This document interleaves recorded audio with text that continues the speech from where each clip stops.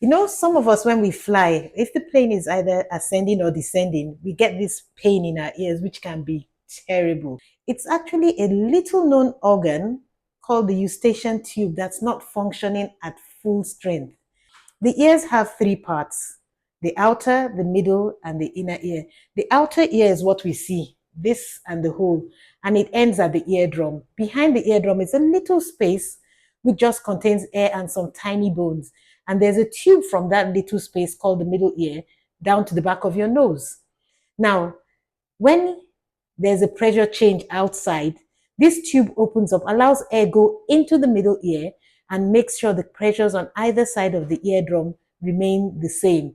So in some patients, when they're flying, if that tube is not working perfectly, what happens is as the cabin pressure goes up and there's no opening of the tube to allow air go in, there's a negative pressure behind the eardrum, and this is extremely painful. If you're unfortunate and you're not able to open this tube during the flight, when you come down, your ear could feel heavy, painful, and a few days later, you start to feel like there's water in your ear, and it can be a very uncomfortable experience.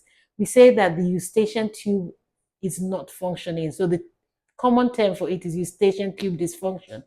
And when fluid begins to accumulate in the ear, so when this happens, the body replaces the air, which should be there, with fluid, and you actually start having a fluid buildup. And people will tell you, doctor, it feels like water got into my ear and it's not coming out.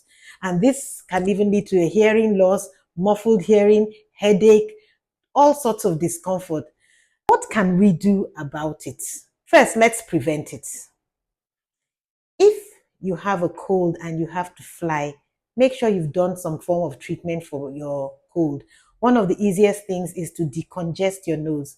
Ask your doctor, decongest your nose so you decongest the eustachian tube. That's one. Two, if you have that habit of having the eustachian tube clog up, your ears clog up when you fly, when you are ascending or descending, if you don't mind chewing gum, chew gum. If you see that little sweet they put in the box when they give you food on the airplane, you can suck the sweet when you're coming down, because that makes you swallow repeatedly and helps to open up the tube. Also, if you have a cold and your ears are feeling clogged up, you can do what we call the Valsalva maneuver, where you pinch your nose and then you swallow repeatedly. This also helps open the tube. But if all those do not work, try and see your ENT doctor.